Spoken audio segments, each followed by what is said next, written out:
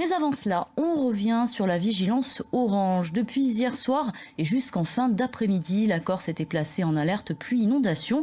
La plaine orientale et la région de Solenzar ont particulièrement été concernées. Des cours d'eau ont débordé. Plusieurs établissements scolaires sont eux restés fermés par précaution. Reportage d'Emmanuel Rouillon et de Daniel Bansard.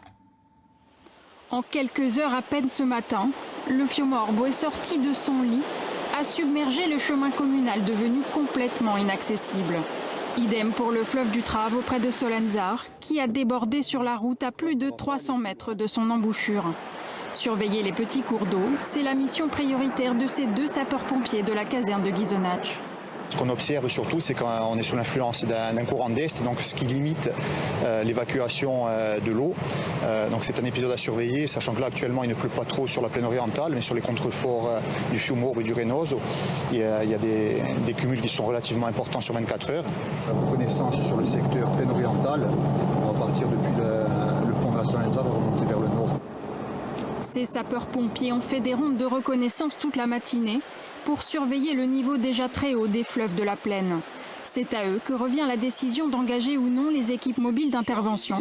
Des équipes justement prêtes à intervenir en cas d'urgence avec du matériel adapté.